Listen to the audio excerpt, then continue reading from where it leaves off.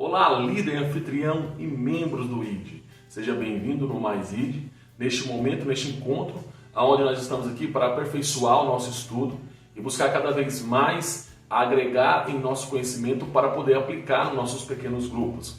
Lembrando que você, líder, nesses encontros, o meu desejo é que você possa crescer, que eu possa gerar em você, através desse estudo, aqui, dessa exposição da minha parte, gerar em você o desejo de buscar mais conhecimento, de acrescentar mais para o seu estudo, para que você possa aplicar com excelência. Lembrando que a junção da minha fala com a junção do seu estudo, nós estaremos complementando e levando aos nossos IDs um estudo que realmente será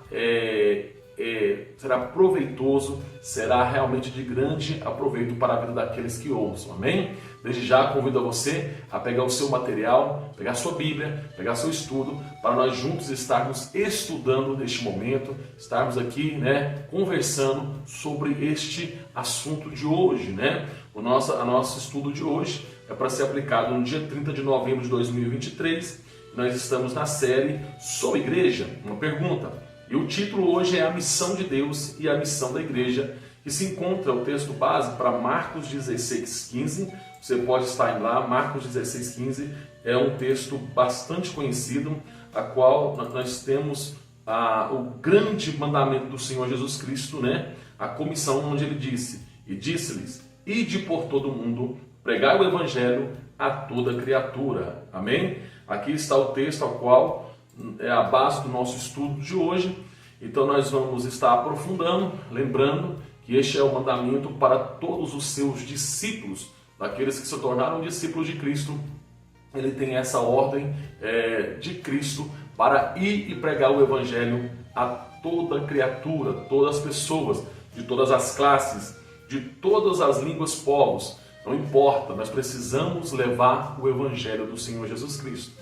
E uma coisa que eu já quero aqui falar para você, líder, que às vezes nós cometemos um erro muito grande, um equívoco muito grande dentro dos nossos trabalhos, de grupos pequenos e até mesmo pastores, que eles às vezes se deparam com um ID, uma reunião com pessoas e com lugares que parece que é improvável o crescimento, e às vezes as pessoas menosprezam o lugar que Deus os colocou. Até mesmo você, como líder, não pode menosprezar e dizer que o seu ID não é bom, que não vai dar certo, que não vai fluir. Isso já é um problema para que o seu ID se torne realmente um ID abençoado. Então você tem que compreender que aonde Deus te plantou e o que Deus escolheu para você estar realizando neste momento é algo maravilhoso. E que não são as pessoas que vão fazer a diferença. O que vai fazer a diferença e que vai tornar este lugar inóspito em um lugar de prosperidade, de grandeza, é a palavra de Deus. Então você, líder, tem nas suas mãos um grande potencial, uma grande arma para o crescimento do seu ID, a multiplicação, ou seja, até de um pastor para a igreja, que é a palavra de Deus. Às vezes nós achamos que a capacidade do homem é que realmente faz o lugar. Não, não é isso. Porque aonde a palavra de Deus chega, o lugar muda, o ambiente muda. Aonde a luz chega, as trevas têm que ir embora. Então você tem que entender que nós nos esforçamos aqui no Mais ID, e você na sua casa, nos seus estudos, para levar uma palavra que realmente flua do trono de Deus. Lembrando que nós temos que compreender que nós devemos encharcar e regar a nossa pregação, nosso estudo de oração, de amor, para poder ministrar os corações. As pessoas às vezes elas dizem que os locais não prestam, que ninguém quer saber de Deus. É claro que o mundo não quer saber de Deus. É por isso que nós estamos aqui para cumprir a missão, para levar até a eles e mostrar para eles a necessidade que cada homem tem de se encontrar com Cristo, de alcançar em Cristo a salvação. E isso é através de levar o Evangelho do Senhor Jesus Cristo. Então, não menospreze o seu ID, não menospreze as pessoas. Creia que quem te levantou como líder, quem te levantou como anfitrião, quem te colocou no ID como participante membro, foi o Senhor Jesus, para que você vá e dê muitos frutos. Lembrando que nós só vamos dar frutos se estivermos enxertados na videira. Então nós precisamos estar enxertados na oração, no compromisso da palavra, na verdade, no nosso empenho e no nosso processo de santificação para que haja um resultado na hora de ministrarmos o nosso ID.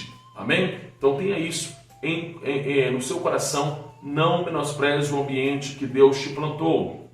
Veja que é um lugar propício para milagres e crescimento. Amém? Então vamos agora para a nossa introdução. A introdução, ela diz o seguinte: a missão de Deus no mundo é estabelecer o seu reino. Participar da construção do reino de Deus em nosso mundo, pelo Espírito Santo, constitui-se na tarefa evangelizante da igreja. A missão é a razão principal da existência da comunidade de fé. Tudo o que se faz da comunidade é feito em função da missão. Rui de Souza trouxe essa expressão, essa frase. Neste sentido, toda a ação da igreja, seus planejamentos e seus objetivos devem girar em torno da missão. Então aqui, a introdução ela já nos leva a compreender que todo o trabalho da igreja, ela leva para cumprimento da missão da igreja. Infelizmente, há muitos lugares que eles perderam o foco e não estão mais dentro deste princípio. Porque tudo o que nós fazemos deve engrandecer não ao nome do pastor, não ao nome do líder, mas sim o nome de Jesus Cristo, o nome do nosso Deus, o seu reino, e levar as pessoas que realmente existe uma igreja, existe um grupo que eles são discípulos de Jesus. Eu sempre digo isso. Existem pessoas lá fora do seu ID, pessoas fora da igreja, que elas estão aguardando encontrar um verdadeiro discípulo de Cristo. Infelizmente, muitas pessoas, a pior experiência que eles tiveram na sua vida foi na igreja. Teve pessoas que estão feridos e machucados porque quando entraram na igreja tiveram a sua pior experiência da sua vida. E às vezes nós simplesmente queremos usar argumentos para dizer coisas ao contrário. Não quis nada com Deus. Esse aí é um perdido. Não. Nós precisamos compreender que a nossa postura como igreja tem que curar, sarar, promover comunhão, promover a edificação. Então, nossos trabalhos, ele vai levar o nome de Cristo. Seja qual for um trabalho infantil, um trabalho de jovens, adolescentes, ele precisa ser cristocêntrico, ele precisa ter uma função de levar a palavra, levar a edificação para a vida da comunidade onde está estabelecida. Aí onde está o seu ID, as pessoas em volta aí da sua casa, no seu setor, onde você mora, na sua rua, precisam entender que ali existe uma reunião nas quintas-feiras, aonde está propagando o nome e o evangelho do Senhor Jesus Cristo, e isso as pessoas elas vão ser contagiadas, e uma hora ou outra você vai ser surpreendido por um vizinho batendo na porta, perguntando um horário e dizendo eu estarei lá, e vai estar lá, e você vai ver o que Deus pode fazer na vida de uma pessoa dessa. Amém? Vamos continuar nosso primeiro tópico aqui, a origem da missão, tópico 1, que diz o seguinte: a missão vai ter sempre o seu início naquele que é o missionário por excelência, o próprio Deus. Nesse caso, precisamos entender com clareza que a missão é anterior ao povo de Israel e à igreja. Ele começou com Deus em sua criação, em sua ação de criador e com o seu amor. A missão nasce, então, do envolvimento de Deus com a sua criação. Trata-se, pois, de um envolvimento profundo, um envolvimento de amor cuja finalidade é a promoção do ser humano. Quando analisamos a palavra de Deus, nós percebemos que o primeiro gesto missionário de Deus aconteceu na criação. Depois de ter criado todas as coisas por meio da palavra, Deus decide criar o ser humano. Mas essa criação se dá de forma especial. O texto bíblico nos diz: façamos o homem, que está em Gênesis 1:27. Este ser humano foi feito, não de qualquer forma, mas muito, muito bem trabalhado. A imagem de Deus, ao criar o ser humano de forma única e especial, do barro, Deus estava envolvendo-se com ele, no sentido de promovê-lo como instrumento para estabelecimento de seu reino na terra. Amém? Nós podemos observar claramente aqui no nosso tópico 1, sobre a origem da missão, que fala que, eu achei interessante quando fala que a missão, ela muito antes de Israel e muito antes da igreja, né? O próprio Deus é o maior de todos os missionários, aonde ele transmite a sua essência, tudo que ele tem, né? Ele transmite, né, a parte do seu ser, da sua personalidade para o homem, né? Que são chamados tributos comunicáveis. Ele vai atribuir ao homem esses atributos comunicáveis que ele pode transferir para o homem, qual nós temos, né? Então isso é maravilhoso, porque isso é uma forma de missão.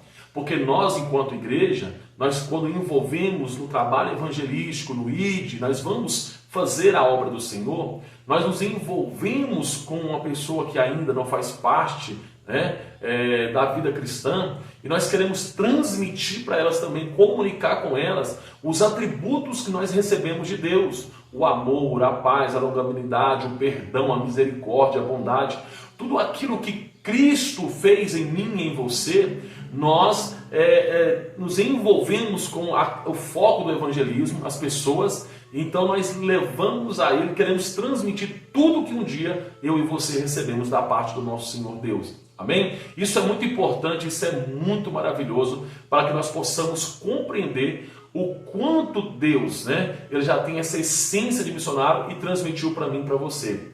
Eu digo o seguinte, que uma pessoa que em toda a sua caminhada ela nunca se tornou significante para alguém, ou nunca impactou a vida de alguém, ela pode estar seriamente errando no seu caminho. Ela errou no caminho, porque nós precisamos ir e dar fruto, como diz o capítulo 15 de João. Então, nós precisamos ser semelhantes, porque este atributo de missionário, o Senhor Jesus Cristo, ele transmitiu para mim, para você e para todos aqueles que o seguem de todo o seu coração. Amém? Vamos para o nosso tópico 2, para vermos aqui, né, mais sobre essa questão aí da missão. O reino e o governo soberano de Deus sobre todas as coisas. O reino de Deus não se refere a uma região ou local onde Deus reina, mas a sua autoridade soberana sobre todas as coisas, tanto no céu como na terra, visíveis e invisíveis, as coisas do presente e as coisas que hão de vir. No Antigo Testamento, Israel concebia Deus não só como Criador de todas as coisas. Gênesis 1, Salmo 29, 10, Salmo 97, 1 e Salmo 103, 19. Você pode escolher entre um desses textos, tá bom, líder? Mas também como rei soberano sobre todas as nações. Esses versículos também, eles vão estar enfatizando a questão aí de Deus como rei soberano. Ele é o Senhor da história, cujo domínio está acima do domínio de todos os homens. Daniel, aqui também vai estar, né, esses textos vai estar dando base para estes pontos, né, atribuídos ao nosso Deus. E diante dessa questão do reino e do governo soberano de Deus sobre todas as coisas, nós que somos servos do Senhor, nós precisamos ter um entendimento mais elevado do que uma pessoa que não serve ao Senhor, para nós entendermos como funciona o governo de Deus. Quando nós falamos do reino e governo de Deus, nós estamos falando da autoridade soberana e espiritual de Deus sobre todos, sobre a igreja, sobre todos os homens. Então nós temos que ter o entendimento sobre isso e entender que Deus cuida de tudo. Só que existe da nossa parte um dever a ser cumprido. E nós precisamos entender o que é o reino, onde ele está, o que é esse governo soberano de Deus por todas as coisas. E entender que Deus domina tudo e tudo está na palma das tuas mãos. Então, eu quero aqui compartilhar com você algo muito importante. Estude um pouco sobre a autoridade espiritual, aprenda sobre a autoridade espiritual, porque isso é muito importante. Eu digo que a cultura brasileira, ela se perde muito nisso. Nem todos os cristãos conseguem reconhecer a autoridade espiritual. E quando nós estamos falando aqui do governo soberano de Deus, porque Deus, nós podemos ver tanto em Efésios como em Coríntios, que Deus estabeleceu, né, para a sua igreja, pastores, profetas, apóstolos e demais trabalhos ministeriais que ele criou para a sua igreja. Então nós temos que entender que Deus é soberano sobre todas as coisas, sobre a igreja, mas que também ele tem um governo, e o próprio Deus não quebra os seus padrões por causa de mim ou de você. Não quebra o padrão porque alguém tem muito dinheiro, tem um dízimo alto. Não quebra padrão porque alguém tem uma beleza mais do que o outro. Deus estabelece os seus padrões e nós precisamos seguir para que possamos viver no seu reino e assim submeter à sua autoridade. Amém? Nós temos o tópico 3 também neste estudo, vamos para ele. A igreja e o estabelecimento do seu reino. Começa com o versículo de Mateus 24, 14, que diz: E este evangelho do reino será pregado em todo o mundo como testemunha a todas as nações, e então virá o fim. Mateus 24, 14. O reino de Deus é acima de tudo. As boas novas que Jesus proclamou. Jesus Cristo é a entrada decisiva do reino na história humana. O reino de Deus é o reino de nosso Senhor e do seu Cristo. Está em Apocalipse 11, 15. As boas novas são de que em Jesus Cristo o reino de Deus se tornou visível e presente em amor e poder, embora ainda não em sua plenitude. Está em Mateus 11, versículo 5. O reino e o poder de Deus atuando para libertar as pessoas do poder de Satanás. Tem uns versículos, olha só, para curar, para perdoar os pecados. Seu poder é mostrado decisivamente na morte e na ressurreição de Jesus Cristo. Nós podemos ler Colossenses capítulo 1, versículo 19 e 20. Porque foi do agrado do Pai que toda a plenitude nele habitasse, e que, havendo por ele feito a paz pelo sangue da sua cruz, por meio dele reconciliasse consigo mesmo todas as coisas, tanto os que estão na terra como os que estão no céu. Amém? Então nós precisamos compreender que a igreja, e o estabelecimento do seu reino, podemos lembrar-nos de João Batista, quando ele pregava, dizia que o reino de Deus estava chegando, que ele trazia, que ele preparou a chegada do Messias, e ele dizia muito isso. Nós temos que compreender que Cristo ele veio estabelecer o reino de uma forma diferente. Quando perguntado para Jesus de onde estava o reino, aqui ou ali, ele disse que o reino estava dentro de mim e de você. E é isso que eu acho incrível, porque isso é uma forma de... Eu falei no tópico 1 que Cristo trouxe para nós algo extraordinário. O céu, o reino está dentro de nós. E nós precisamos transmitir isso para as demais pessoas. Quando Cristo veio na terra, ele mudou a forma de relacionamento. Ele quebrou protocolos religiosos e tradicionalistas. Perceba que os fariseus, os saduceus e os demais escribas e os demais religiosos, eles tiveram dificuldade de compreender o que realmente Jesus estava fazendo.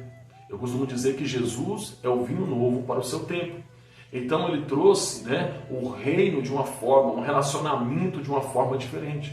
Ele conseguiu nos colocar na mesma posição que ele, de filho. Ele conseguiu colocar eu e você como filhos de Deus. E é interessante que quando Jesus nos ensinará, ele nunca nos ensinará falando Jeová, El Shaddai, Yahvé. Não, ele nos ensinou a orar chamando Deus de Pai. Porque em João capítulo 1 nos mostra que nós somos feitos filhos de Deus através de Jesus Cristo. Nós somos co-herdeiros de Cristo porque nos tornamos filhos. Então ele trouxe uma forma de relacionamento extraordinário entre nós e o Pai. E isso é algo que nós precisamos transmitir para as pessoas, que Deus os chamou para ser filhos.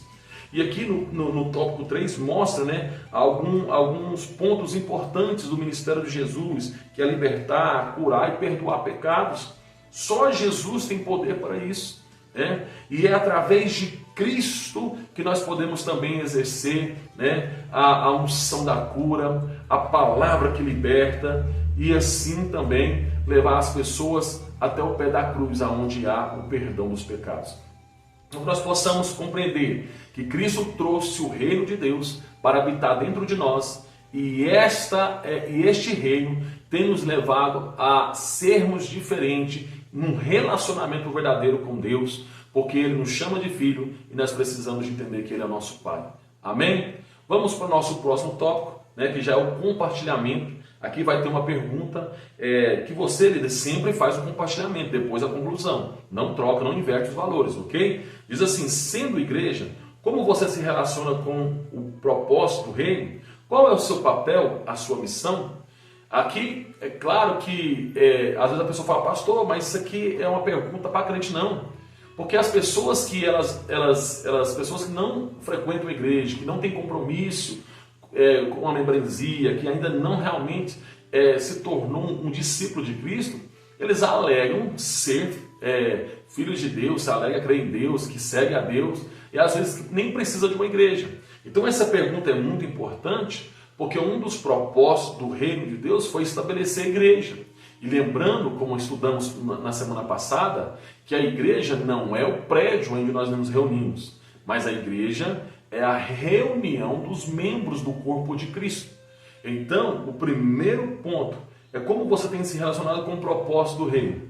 Aí você pode levar isso aqui à tona, dizendo: você está vivendo o propósito do reino? Você ser igreja, ser membro do corpo, você realmente cumprir a missão, levar a palavra de Deus, levar a cura, levar a libertação, levar o perdão de Deus através da palavra, levar a ser um promovedor de comunhão, de graça. Você está entendendo, líder? Então pode-se ampliar essa pergunta. Também outra pergunta: qual é o seu papel e a sua missão? Porque aqui também é um ponto importante, porque cada um foi chamado para algo. Tem pessoas que oram muito, tem pessoas que pregam bastante, pessoas que louvam, tem pessoas que discipulam, pessoas que evangelizam, existem pessoas que são mestres e ensinam, existem pessoas que ofertam bastante. E tudo isso forma o corpo de Cristo bem ajustado para o crescimento do reino. Então qual é o seu papel? E você está desenvolvendo bem o teu papel? Você está servindo de forma voluntária, de excelência, aonde Deus quer te usar? Então isso é muito importante, e essa pergunta tenho certeza que será um momento muito bom dentro do seu ID, ok? Vamos então para a conclusão.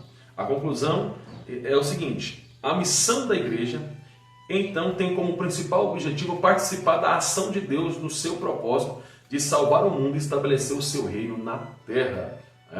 Então nós temos que compreender isso, que o propósito da missão é ganhar o mundo, salvar almas, pessoas. Eu falei para vocês, acho que algumas aulas atrás, sobre, dentro da teologia, a missão da igreja está em 3 aspectos. Primeiro, a missão para com Deus, que é a adoração, prestar culto.